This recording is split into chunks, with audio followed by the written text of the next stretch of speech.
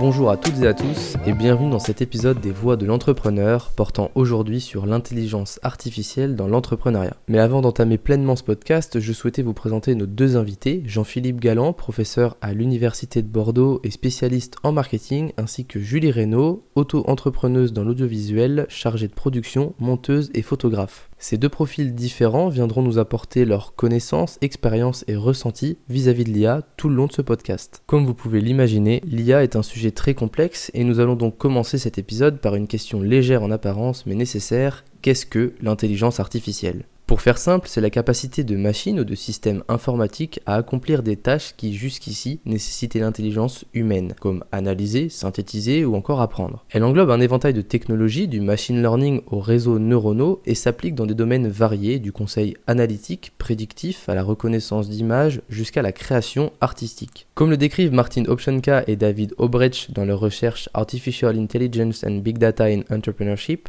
l'IA se divise en trois catégories. L'intelligence assistée, qui va améliorer nos tâches actuelles du quotidien. L'intelligence augmentée, qui elle va créer de nouvelles possibilités ou encore de nouvelles opportunités d'affaires sur lesquelles nous reviendrons dans ce podcast. Et enfin, l'intelligence autonome, encore expérimentale de nos jours, mais promise à un futur radieux. Aujourd'hui, quand on parle d'IA, je pense que dans la tête de beaucoup de gens, on parle d'IA générative, sauf que l'IA, c'est beaucoup plus large que ça. Je sais pas si vous êtes gamer, enfin, en tout cas, si vous jouez à des jeux vidéo, la plupart des PNJ, les personnages qui sont pas jouables sont souvent gérés par de l'IA déjà sur leur comportement.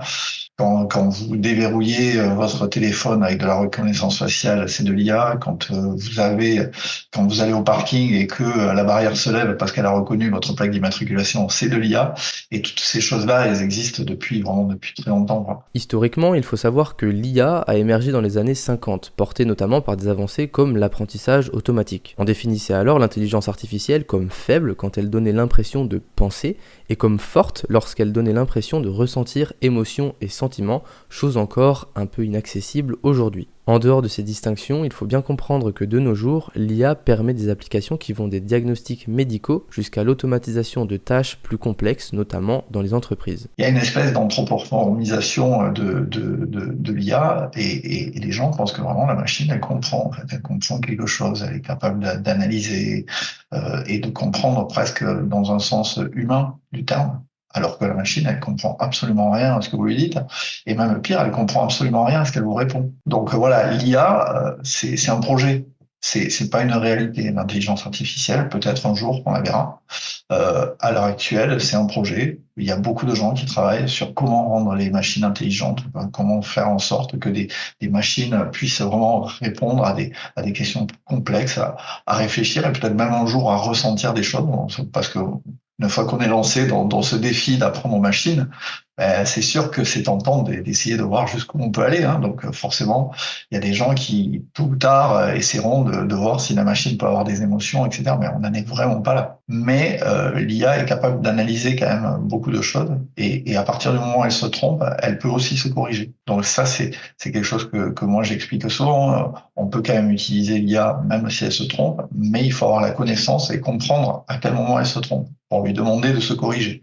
Le problème, il serait là, c'est d'avoir des utilisateurs qui sont totalement passifs vis-à-vis de l'IA, qui lui font 100% confiance et qui mettraient et qui déploieraient toutes les solutions proposées par l'IA sans filtre, quoi. Mais comme le rappellent Ajaj Agrawal et ses collègues dans leur recherche The Promise and Perils of AI in Business, l'utilisation de l'IA n'est pas sans risque. Biais algorithmiques, décisions contestables, inégalités croissantes, nous allons donc aborder ensemble ces risques et limites, mais tout d'abord voyons avant tout l'apport grandissant de cette intelligence artificielle pour nos entrepreneurs comme Julie Reynaud, indépendante chargée de production, de montage, mais aussi photographe pour de célèbres marques et youtubeurs. Créativement, je peux faire plus de choses. C'est que par exemple, je prends une photo, je la trouve super jolie, mais j'ai envie de rajouter des oiseaux, d'agrandir le fond. Ça me permet en fait ça me rajoute en fait une possibilité de création supplémentaire. Ensuite, pour le reste, par exemple moi qui m'occupe de la prod ou qui doit diriger des acteurs ou des photoshoots, parfois je suis pas forcément toujours à l'aise. C'est vrai qu'un petit message dans ChatGPT pour lui dire, écoute, tu peux m'aider à faire mon programme de la journée, organiser mon tournage, tournage, sachant que le soleil se couche à telle heure, parce que c'est ça que tu fais en prod quand t'es un peu solo. T'es obligé de calculer en fonction de la lumière à quelle heure tu dois tourner, pendant combien de temps, à quelle heure est-ce que tel acteur est dispo. Enfin, t'as plein de choses à prendre en compte. Quel accessoire t'auras à quel moment, parce que si tu loues un espace ou un accessoire sur un jour, tu peux pas te dire c'est pas grave, je le ferai demain. Enfin, il faut que ce soit assez carré. Et ce qui est super pratique avec ChatGPT, tu lui donnes toutes tes infos un peu en vrac et il peut te sortir un truc assez carré où t'as pas à réfléchir. Et c'est un peu, ça endort un peu ton cerveau, mais quand t'as déjà plein de trucs à gérer sur un tournage, c'est super pratique. Vous l'aurez compris, l'IA offre des outils puissants pour rendre les entreprises beaucoup plus efficaces et optimiser les modèles d'affaires existants. Elle va faciliter la vie de nos entrepreneurs et notamment via l'amélioration et l'optimisation des processus. L'IA va permettre de réaliser des tâches beaucoup plus complexes en un temps record, libérant ainsi les ressources humaines pour des activités à plus forte valeur ajoutée, comme ont pu le décrire Babno et ses collègues dans The Impact of Artificial Intelligence Usage in Business. Par exemple, dans la gestion de la relation client, les chatbots alimentés par l'intelligence artificielle peuvent répondre à des milliers de demandes simultanément, chose impensable auparavant avec des ressources humaines limitées pour répondre à toutes ces demandes. De plus, l'IA va pouvoir collecter des données qui permettront l'amélioration de ce service en continu. Autre exemple, cette fois dans le secteur manufacturier, Delman et ses collègues montrent que l'IA peut optimiser les chaînes de production en prévoyant les pannes ou en améliorant les systèmes logistiques grâce à l'analyse prédictive, comme une forme de boule de cristal, à croire que finalement le film Minority Report avec Tom Cruise s'approche de plus en plus de notre réalité. De plus, ces outils prédictifs d'intelligence artificielle permettent d'anticiper des événements clés comme les fluctuations de marché ou les variations de la demande. Exemple des entreprises en e-commerce qui utilisent des algorithmes pour adapter les prix en temps réel selon la demande ou la concurrence. Cette réactivité va offrir un avantage concurrentiel non négligeable pour l'entreprise qui l'utilise. Techniquement, une IA, elle a un paramètre qu'on appelle la température, par exemple, qui juste va redistribuer les probabilités de ce qui pourrait arriver. Et donc, suivant comment on règle ce paramètre, elle va aller chercher des probabilités très basses de ce qui pourrait arriver versus des probabilités très hautes. Donc, forcément, plus elle va prendre des probabilités basses, plus elle va prendre des choses qui sont totalement inattendues. Autre apport de ces systèmes d'analyse prédictive permises par l'IA, dans le secteur bancaire, on va pouvoir plus facilement identifier des risques de fraude ou encore des opportunités d'investissement. Les auteurs Guglielmo Giugioli et Massimiliano Matteo Pellegrini, dans leur recherche intitulée Artificial Intelligence as an Enabler for Entrepreneurs, nous montrent que ces approches transforment non seulement l'efficacité opérationnelle, mais aussi l'expérience client. Les systèmes d'analyse en temps réel aident également les entreprises à réagir rapidement aux changements environnementaux, tels que les interruptions dans les chaînes d'approvisionnement ou encore les tendances de consommation imprévues comme décrites un peu plus tôt. On a une optimisation des modèles d'affaires qui peut être effectuée grâce aux outils issus de l'intelligence artificielle. Par exemple, en collectant et en analysant d'immenses volumes de données, l'IA va identifier des opportunités d'amélioration qui auraient été impossibles à déceler autrement. Si on prend l'exemple des services de streaming, on voit bien qu'ils utilisent l'intelligence artificielle pour recommander du contenu personnalisé, augmentant ainsi le temps passé par les utilisateurs sur leur plateforme. Alors, ce qu'il faut retenir de cette partie portant sur l'IA comme outil de l'entrepreneur, c'est qu'aujourd'hui, cette intelligence artificielle, c'est un fabuleux outil de probabilité. Par toutes les données connectées et croisées qu'elle va utiliser, elle peut permettre à des managers, des créateurs ou même de futurs entrepreneurs d'obtenir une assistance quasi irréprochable en produisant des solutions rapidement, 24 heures sur 24, à moindre coût et généralement de très bonne qualité. J'utilise l'IA aussi de Photoshop, pas mal, qui est très pratique pour retoucher des photos, rien que pour effacer des trucs sur l'image qui me dérangent, des passants ou des trucs moches, des prises, des trucs comme ça, je les efface en fait. C'est pas ultra nouveau et tout, mais ça fonctionne très bien et c'est plus simple qu'avant en fait, parce qu'il y a l'intelligence artificielle qui joue son rôle. Ça me fait gagner du temps sur l'editing de photos quand je dois supprimer des trucs, ça me fait gagner du temps quand j'ai un clip à organiser toute seule et que j'ai besoin d'un assistant, mais ça n'a pas changé fondamentalement mon métier. Enfin, moi, par exemple, je sais bien que l'IA arrive et qu'elle concurrence un peu nos métiers, mais j'ai fait le choix de l'accueillir et d'essayer de comprendre comment ça fonctionne et de m'en servir en fait pour avoir un temps d'avance et pas me retrouver complètement dépassée, tu vois, par ça. Donc la première option, c'est d'apprendre tellement bien à t'en servir que tu deviens primordial parce on peut avoir besoin de toi car tu fais partie des gens qui maîtrisent l'IA. Et la seconde, c'est changer de métier, quoi. Changer de métier, si vraiment je peux plus gagner ma vie parce que l'IA me prend trop de clients, je suis obligée de changer de métier et de faire un métier qui peut pas être remplacé par un robot. Je sais pas trop ce que ça nous laisse. Moi, je suis optimiste. J'aime bien. Après, c'est un choix d'être optimiste ou pessimiste par rapport aux choses. Moi, je pense que c'est bien. C'est une sorte de... Après l'arrivée d'Internet, c'est une nouvelle révolution, l'IA. C'est la révolution de notre ère, là, de 2020. Et cette révolution dont parle Julie nous amène donc naturellement vers ce deuxième grand thème de notre podcast, l'IA comme une opportunité d'affaires. Au-delà de l'amélioration des processus existants, l'IA ouvre la voie à de nouveaux business models et à des transformations sectorielles de grande envergure. Si on prend la création de business models impensables sans l'IA, on peut naturellement penser à des entreprises comme OpenAI ou DeepMind qui se consacrent exclusivement au développement et à la monétisation de solutions basées sur l'IA, telles que les modèles de langage ou les systèmes de vision par ordinateur décrits dans Artificial Intelligence and Entrepreneurship, Implications for Venture Creation in the Fourth Industrial Revolution de Chalmers et ses collègues. Et au-delà d'une création brute de quelque chose qui n'a jamais existé auparavant, l'IA c'est aussi la transformation profonde de certains secteurs. Dans le domaine de la santé à nouveau, des plateformes d'intelligence artificielle analysent des données médicales pour prévoir des diagnostics ou proposer des traitements personnalisés. Ces modèles disruptifs créent de la valeur tout en rendant les services plus accessibles selon Garbuo et Lin dans Artificial Intelligence as a Growth Engine for Healthcare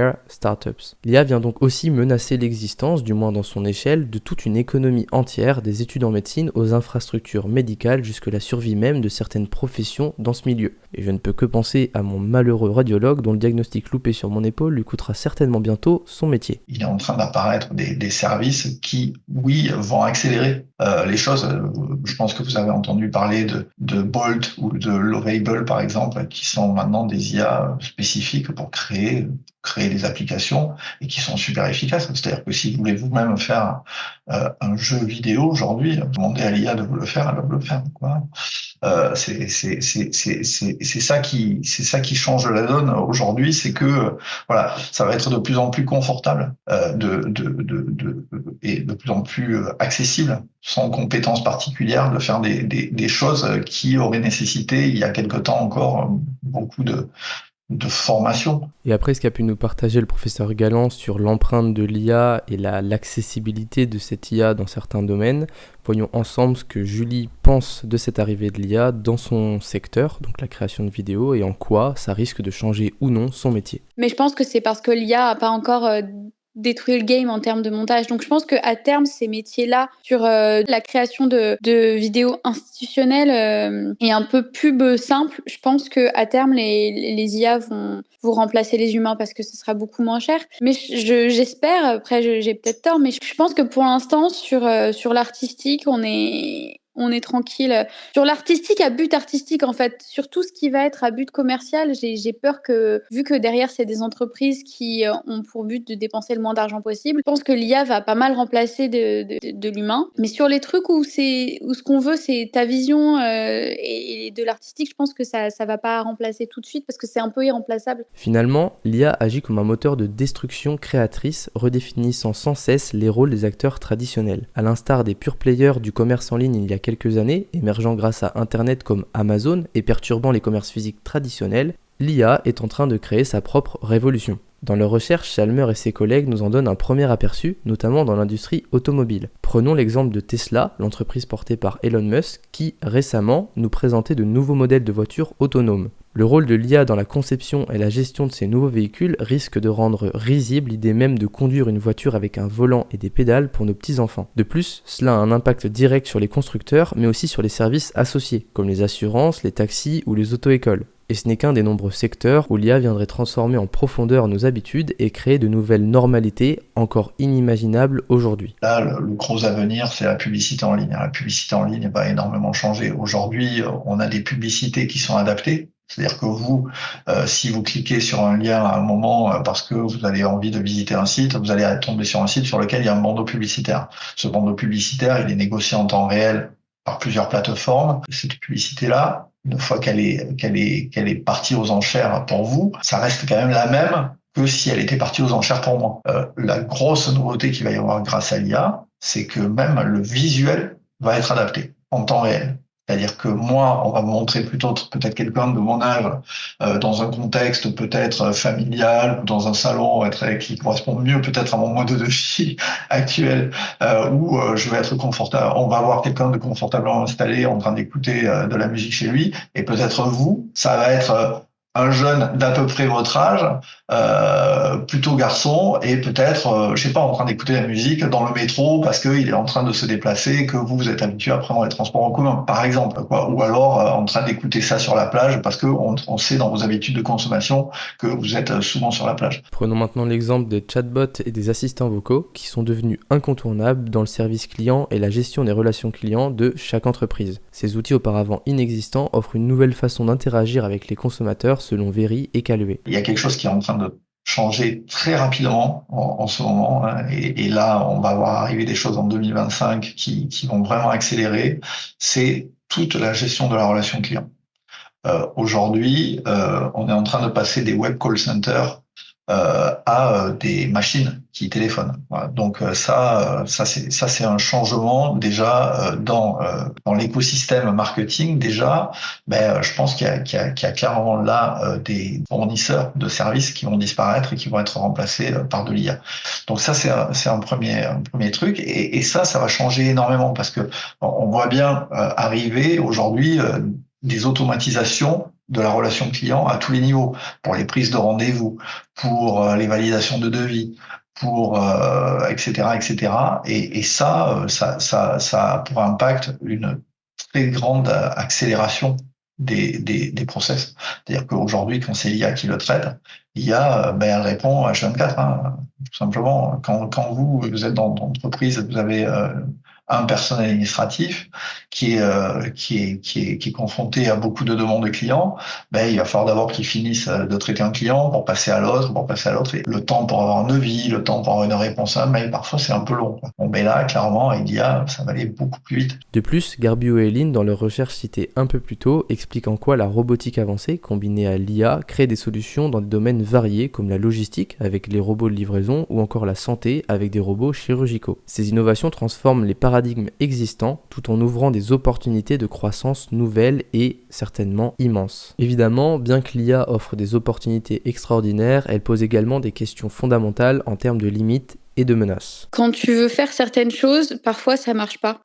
Parfois, par exemple, tu demandes de créer une image d'une fille avec un chat, par exemple, je sais pas pourquoi, l'IA, elle va mettre des oreilles de chat à la fille, au lieu de lui mettre un chat dans les bras, tu vois. Parfois, ils comprennent pas exactement ce que tu veux et ils ont du mal à interpréter ce que tu demandes, en fait. Mais je trouve que le plus gros défaut de l'IA, c'est que plutôt que de dire qu'il sait pas faire ou qu'il sait pas, il invente, il a toujours tendance à inventer ou ajouter des trucs parce qu'il comprend pas tout et je comprends pas pourquoi l'IA invente. Par exemple, ChatGPT, il dit plein de choses très intéressantes, mais il faut pas lui faire confiance non plus aveuglément. Parce que par exemple, quand tu lui demandes des informations, je sais pas trop comment il se débrouille, je pense qu'il se connecte plus ou moins à Internet, mais quand il connaît pas la réponse, en fait, il invente plutôt que de te dire, ça, je sais pas, j'ai pas l'info. Il invente des trucs et il raconte n'importe quoi. Après ces quelques limites techniques présentées par Julie, on va pouvoir voir maintenant les limites plus sociales, à commencer par les limites et les inégalités économiques. Les grandes entreprises disposant d'accès à des ressources importantes comme les infrastructures cloud et les bases de données massives peuvent exploiter l'intelligence artificielle de manière bien plus efficace que les petites structures. Des acteurs comme Amazon ou Google bénéficient d'avantages économiques clairs, ce qui pourrait laisser les PME en difficulté, selon Ochanka et Obrecht.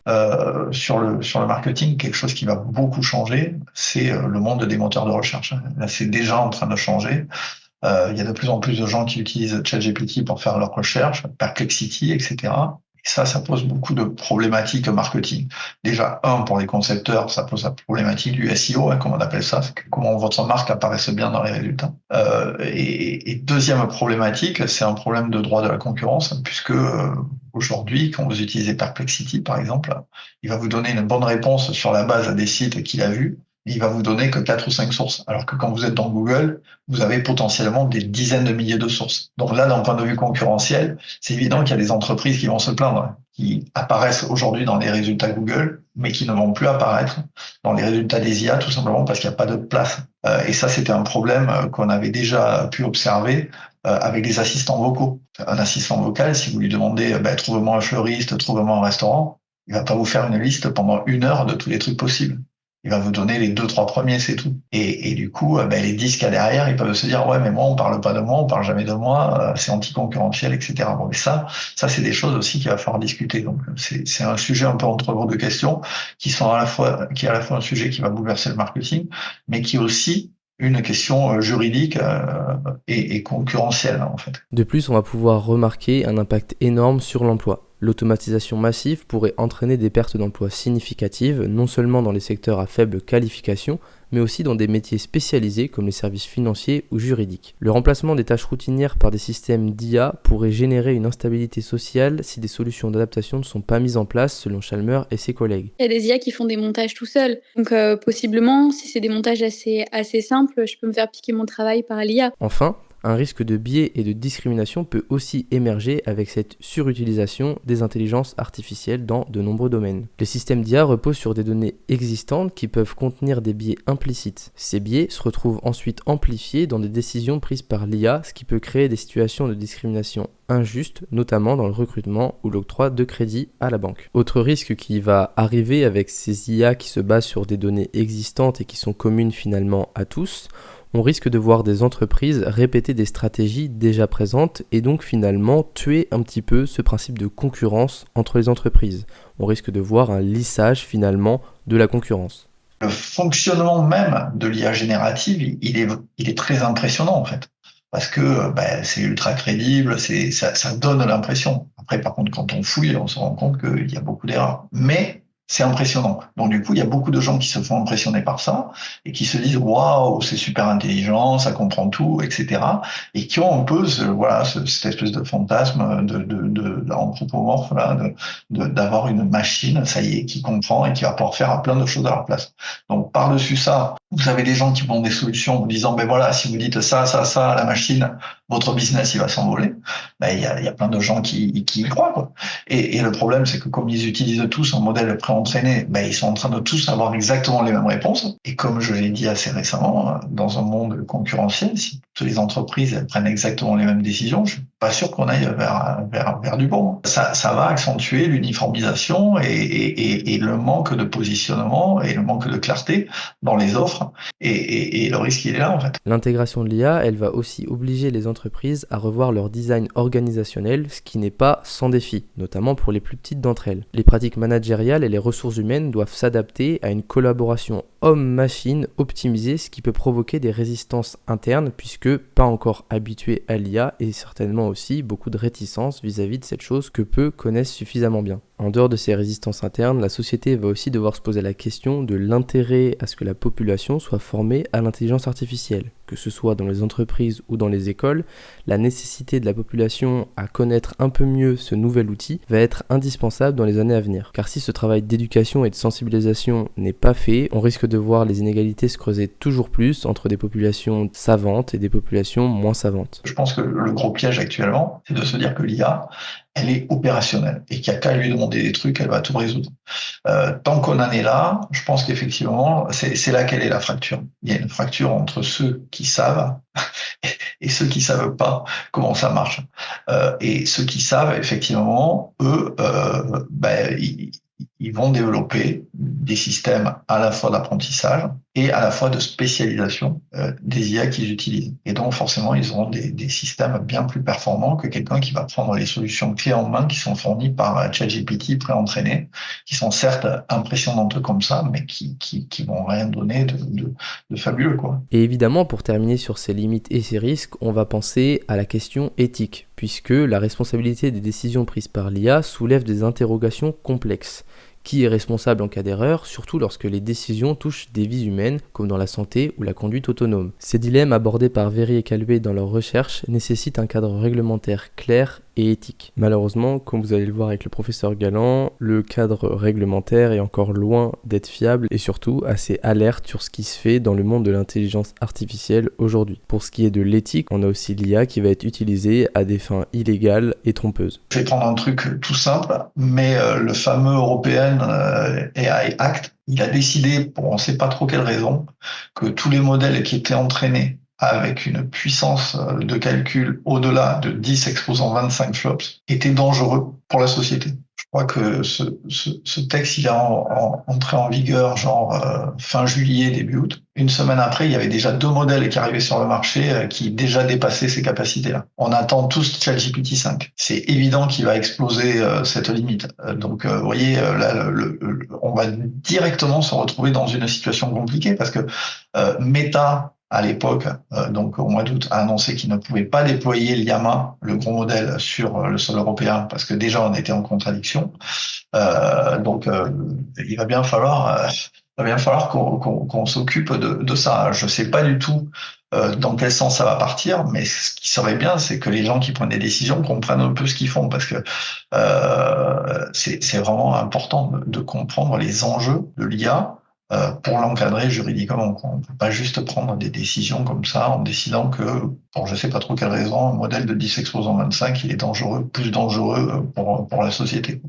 Parce qu'honnêtement, un simple petit modèle peut déjà être dangereux pour la société. Un modèle bien entraîné, je veux dire, un petit modèle d'image bien entraîné, il peut déjà servir à usurper une image, que ce soit en photo ou en vidéo.